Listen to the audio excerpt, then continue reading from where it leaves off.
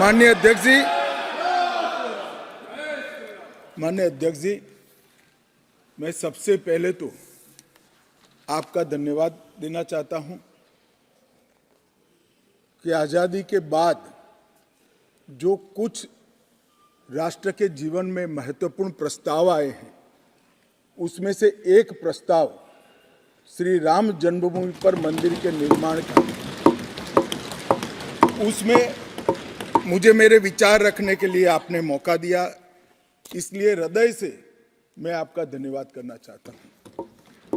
मान्यवर, मैं देश की 140 करोड़ की जनता की ओर से भी आसन का, स्पीकर साहब का धन्यवाद करना चाहता हूं, क्योंकि ये जो सदन है वो नियम से तो चलता ही है। हर चर्चा नियमों से बंधी हुई होती है, संविधान से बंधी हुई होती है, परंतु एक मायनों में ये सदन जन चेतना का, जनता की आकांक्षाओं का और जनता की इच्छाओं की प्रवक्ता बनने का भी सदन का दायित्व है, और आज ये हो रहा है। 140 करोड़ के देश में और दुनिया भर में बैठे हुए राम भक्त जो 22 जनवरी के बाद एक अद्भुत आध्यात्मिक चेतना का अनुभव कर रहे हैं, इसको वाचा देने के लिए आपने समय दिया, इसलिए देश आपका हमेशा के लिए आभारी रहेगा। मान्यवर, मैंने आज किसी का जवाब नहीं देना है। आज मैं मेरे मन की बात और देश की जनता की आवाज को इस सदन के सामने रखना चाहता हूं, जो सालों से कोर्ट के कागजों में दबी हुई थी। नरेंद्र मोदी जी के प्रधानमंत्री बनने के बाद उसको आवाज भी मिली, अभिव्यक्ति भी मिली। मान्यवर, 22 जनवरी का दिन, भले कुछ लोग कुछ भी कहे, मैं स्पष्ट रूप से देख रहा हूं 22 जनवरी का दिन 10 सहस्त्र सालों के लिए ऐतिहासिक दिन बनने वाला है। ये सबको समझकर चलना चाहिए। मान्यवर, जो इतिहास को पहचानते नहीं, ऐतिहासिक पलों को पहचानते नहीं, वो अपने अस्तित्व को, अपने वजूद को कहीं ना कहीं खो देते हैं। मैं आज फिर से एक बार कहने वाला हूं मान्यवर कि 22 जनवरी का दिन 10 सहस्त्र से भी अधिक सालों तक इस देश का ऐतिहासिक दिन है। मान्यवर, 22 जनवरी का दिन 1528 से शुरू हुई एक संघर्ष और अन्याय के सामने लड़ाई का, एक आंदोलन के अंत का दिन है। 1528 से चली हुई ये न्याय की लड़ाई यहां पर समाप्त। मान्यवर, 22 जनवरी का दिन करोड़ों भक्तों के आशा, आकांक्षा और सिद्धि का दिन है। उनकी आज आशा, आकांक्षाएं सिद्ध हुई है। मान्यवर, 22 जनवरी का दिन भारत की, समग्र भारत की, मैं चाहूंगा कि समग्र भारत पर पूरा सदन गौर करे। 22 जनवरी का दिन समग्र भारत की आध्यात्मिक चेतना के पुनः जागरण का दिन आज इतिहास में बन चुका है। मान्यवर, 22 जनवरी का दिन महान भारत की यात्रा की शुरुआत का दिन है। 22 जनवरी के दिन मां भारती को विश्व गुरु के मार्ग पर ले जाने को प्रशस्त करने वाला दिन मान्यवर बनने वाला है। मान्यवर, ये देश की कल्पना राम और रामचरित्र के बगैर कर ही नहीं सकती। जो इस देश को पहचानना चाहते हैं, जानना चाहते हैं, जीना चाहते हैं, राम और रामचरित मानस के बगैर वो जी ही नहीं सकते। राम का चरित्र और राम ये देश के जनमानस का प्राण है। ये सबको समझना चाहिए, सबको स्वीकारना चाहिए। और इसीलिए मान्यवर, हमारे संविधान की पहली प्रत से लेकर महात्मा गांधी के आदर्श राज्य की कल्पना को राम राज का नाम दिया गया। संविधान में भी राम दरबार को स्थान दिया गया। मान्यवर, जो लोग राम के अलावे भारत की कल्पना करते हैं, वो भारत को नहीं जानते, वो हमारे गुलामी के काल का प्रतिनिधित्व करते हैं। मान्यवर, राम व्यक्ति नहीं है, राम प्रतीक है। करोड़ों लोगों का आदर्श जीवन कैसे जीना चाहिए, इसीलिए उनको मर्यादा पुरुषोत्तम किया गया। राम का राज्य किसी एक धर्म, एक संप्रदाय के विशेष के लिए नहीं है। राम का राज्य, आदर्श राज्य कैसा होना चाहिए, इसका प्रतीक न केवल भारत, समग्र दुनिया के देशों के लिए बना हुआ है मान्यवर। और इसलिए मैं मानता हूं कि राम और राम के चरित्र को फिर से प्रस्तावित करने का काम 22 जनवरी को हुआ है, मोदी जी के हाथ से हुआ है। वो इस देश के लिए सौभाग्य का विषय है मान्यवर। हम सब उन सौभाग्यशाली लोगों में से हैं जो 1528 वहां पर राम मंदिर देखना चाहते हैं। पीढ़ियां चली गई, हजारों लोग, लाखों लोग शहीद हुए, संघर्ष किए, आंदोलन किए, मगर ये दिन देखना स्वप्न में नहीं आया। आज हम सब बहुत सौभाग्यशाली है कि इस देश को हम देख सकते हैं मान्यवर। भारत की संस्कृति और रामायण को अलग कर कर देखा ही नहीं जा सकता। कई भाषाओं में, कई प्रदेशों में और कई प्रकार के धर्मों में भी रामायण का जिक्र, रामायण का अनुवाद, रामायण से बनी परंपराएं और रामायण को अपने राष्ट्रीय चेतना का एक आधार बनाने का काम हुआ है। कई सारे रामायणों का उल्लेख है। संस्कृत में वाल्मीकि रामायण, आध्यात्म रामायण, आनंद रामायण, अवधी में रामचरितमानस, ओडिया में 13 प्रकार के रामायण, तेलुगु में रंगनाथ रामायण, रघुनाथ रामायण, कन्नड़ में कुमुदेंदु रामायण, तोरवे रामायण, बतलेश्वर रामायण, असमिया में कथा रामायण, सप्तकांड रामायण और शंकरदेव ने भी वरगीत के अंदर रामायण का वर्णन किया। बंगला में भी रामायण मिलेगा, कश्मीर में भी राम अवतार चरित मिलेगा, बौद्ध परंपराओं में भी हनुमान जातक में रामायण का जिक्र मिलेगा, मैथिली में भी रामायण है, पंजाबी में गोविंद रामायण है। इतना ही नहीं, ओवैसी साहब चले गए, मुल्ला मसीही ने भी रामायण मसीही लिखकर सबके लिए इस आदर्श को प्रस्तावित किया है। कई सारे देशों में भी रामायण को स्वीकारा है और एक आदर्श ग्रंथ के रूप में प्रस्तावित किया है। विदेशों में नेपाल, जावा, इंडोनेशिया, कंबोडिया, तिब्बत, ये सभी देश भाषाओं में रामायण का अनुवाद भी हुआ है और उससे प्रेरणा भी ली जाती है। हमारे यहाँ आदिवासी जीवन भी एक प्रकार से अलग संस्कृति से, अलग परंपराओं से रचा बचा।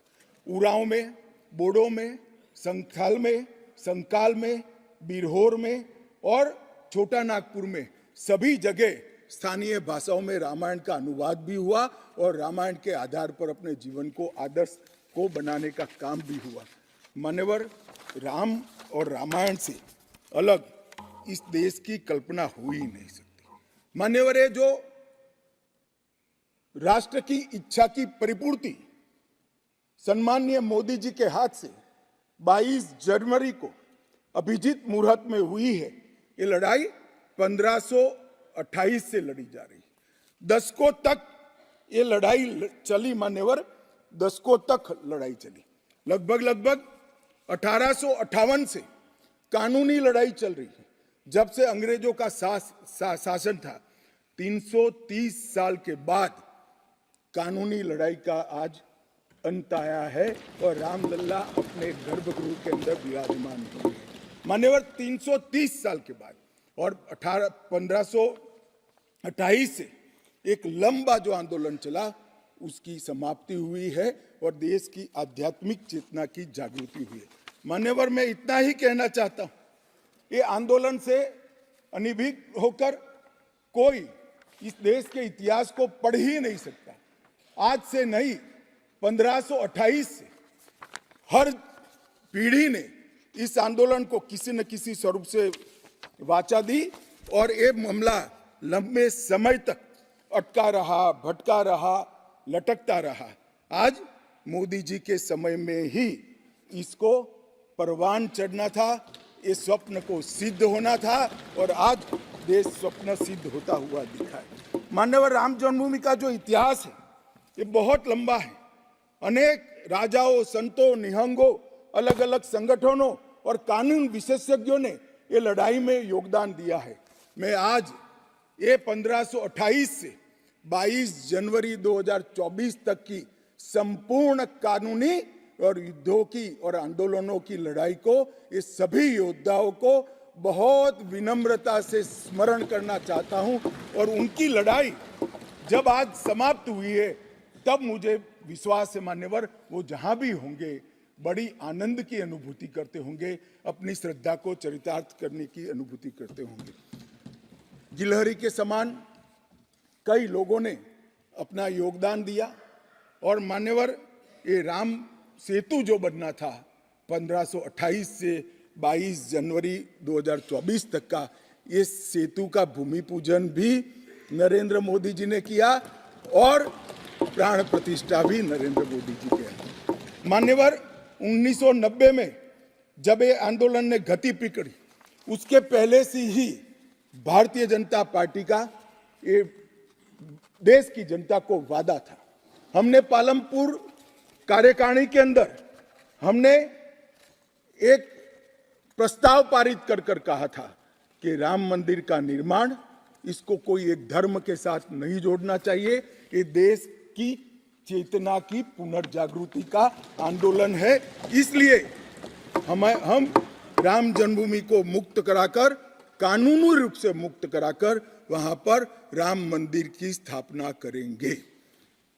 अब इस देश में प्रॉब्लम क्या है साहब, जब चुनाव में घोषणा पत्र में लेते हैं तो कहते हैं चुनाव में वोट प्राप्त करने के लिए लिया, चुनावी वादा है। ये भाजपा ऐसे ही वादे करती है, 370 हो, राम जन्मभूमि हो, यूनिफॉर्म सिविल कोड हो, ट्रिपल तलाक समाप्त करना हो। अब ये कहते हैं आप ऐसे ही वादे करते हैं और ये वोट प्राप्त करने का जरिया होता है, और जब हम इसको पूरा कर देते हैं तो बड़ी खिलाफत करते हैं। मैं आज भी कहता हूं, भारतीय जनता पार्टी और हमारे नेता नरेंद्र मोदी जी मान्यवर जो बोलते हैं, जो कहते हैं, वो करते हैं। हमारी पार्टी का चरित्र है और ये कोई छिपी हुई बात नहीं है। किस चीज का आक्रोश?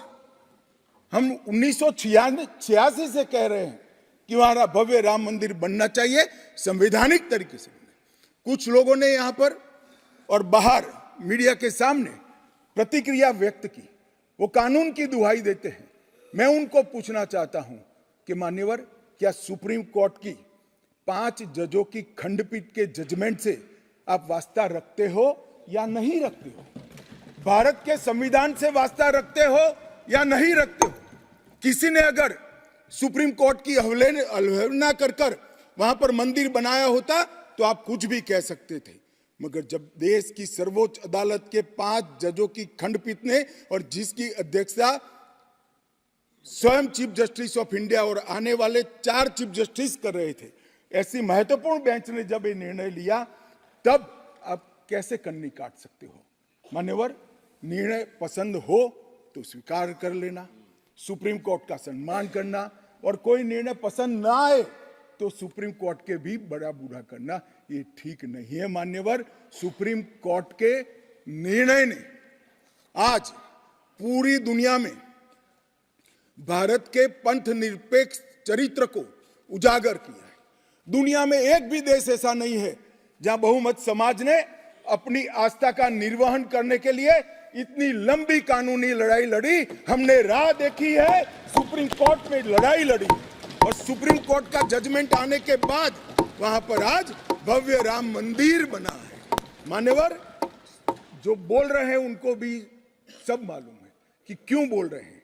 मैं आज फिर से कहना चाहता हूं, हमारे गुजरात में एक कहावत है, हवन में हड्डी नहीं डालनी चाहिए।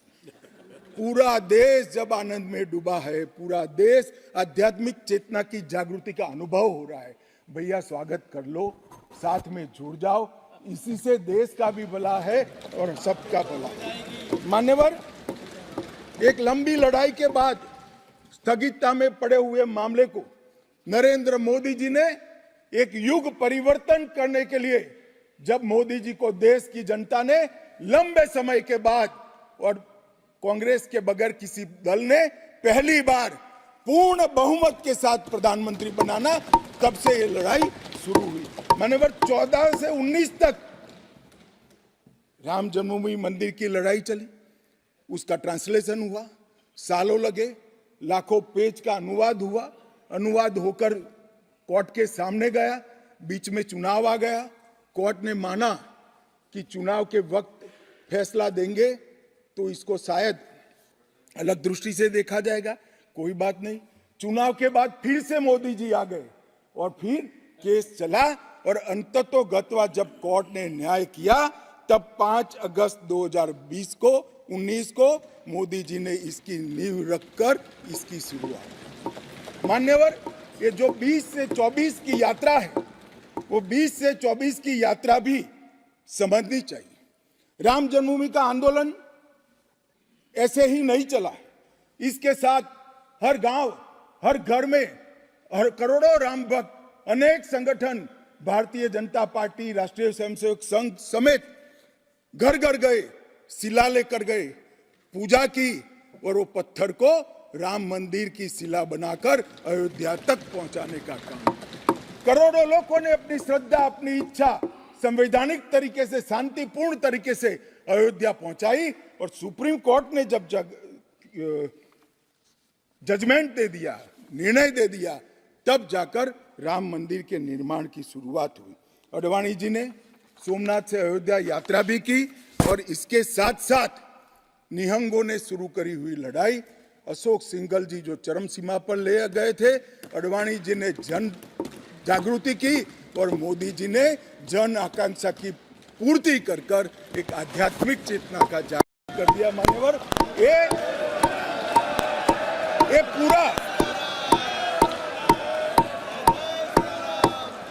ये पूरा आंदोलन मान्यवर जब भी दुनिया का इतिहास लिखा जाएगा एक डेमोक्रेटिक वैल्यू के रूप में देखा जाएगा कि कोई एक देश अपने बहुमती समाज की धार्मिक विश्वास की पूर्ति के लिए इतने समय धैर्य रखकर सुप्रीम कोर्ट में गुहार लगाता रहे और सुप्रीम कोर्ट के जजमेंट आने के बाद सौहार्दपूर्ण वातावरण में इसकी पूर्ति हो। मान्यवर, ये बहुत बड़ी बात है और मैं मानता हूं मान्यवर कि ये मोदी जी के नेतृत्व के बगैर संभव नहीं था।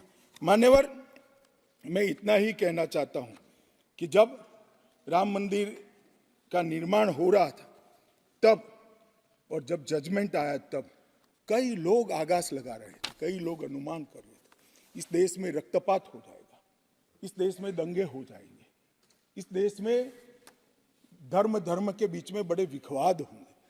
मगर मैं आज इस सदन को कहना चाहता हूं, ये भारतीय जनता पार्टी की सरकार है, नरेंद्र मोदी इस देश के प्रधानमंत्री हैं।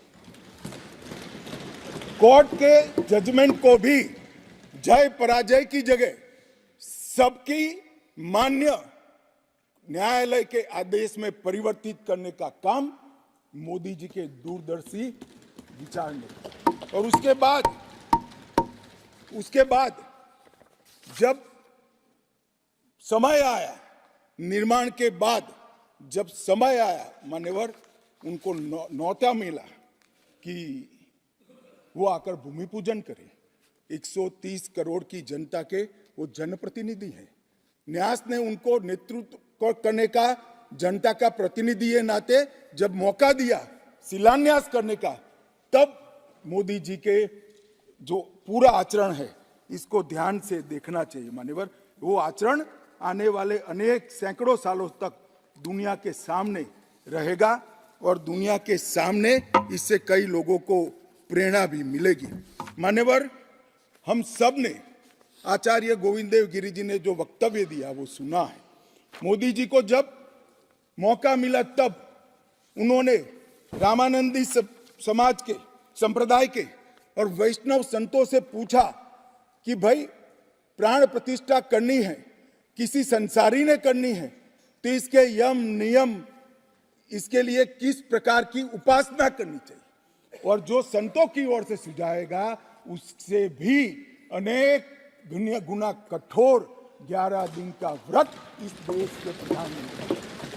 मान्यवर, 11 दिन तक सैया पर नहीं सोना, 11 दिन तक केवल नारियल पानी के साथ उपवास करना, 11 दिन तक पूरा समय राममय, राम भक्ति में रचे बसे रहना और जीवन की उस वक्त की हर सांस को राम के साथ जोड़कर राममय बनकर प्राण प्रतिष्ठा करना। मान्यवर, ये 11 दिन में मां सबरी, गिलहरी, वानर, भालू, जटायु, ये सब के साथ जुड़े हुए देश भर में जो राम के स्थान थे, वहां जाकर राम के काज के लिए गिलहरी जैसा भी योगदान देने वालों को श्रद्धा पूर्वक प्रणाम करने का काम प्रधानमंत्री। राम मंदिर का जब भूमि पूजन का समय आया, कोई पॉलिटिकल नारे नहीं लगाए, ना मोदी जी ने इसका नेतृत्व पॉलिटिकली किया, ना हमारी पार्टी ने किया।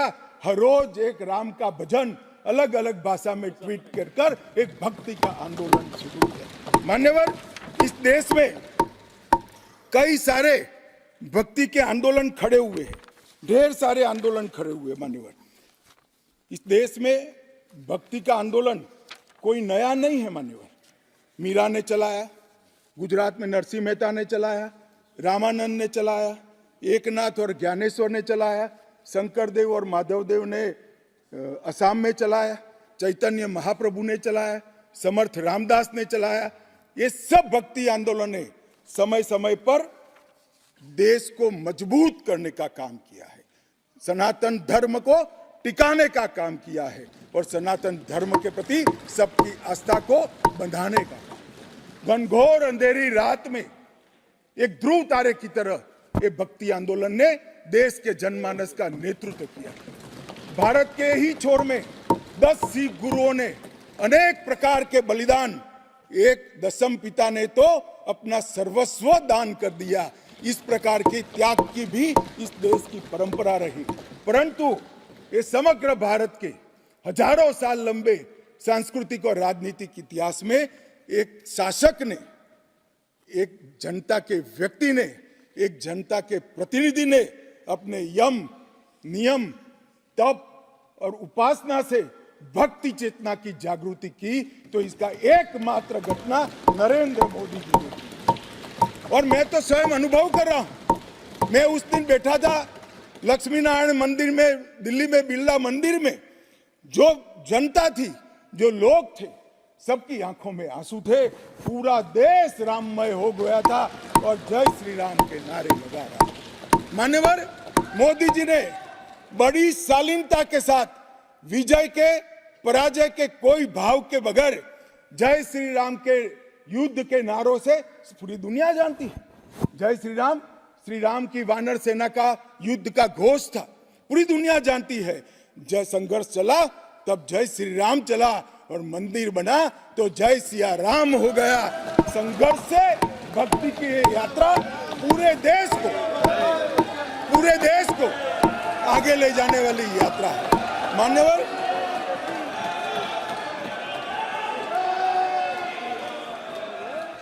इतने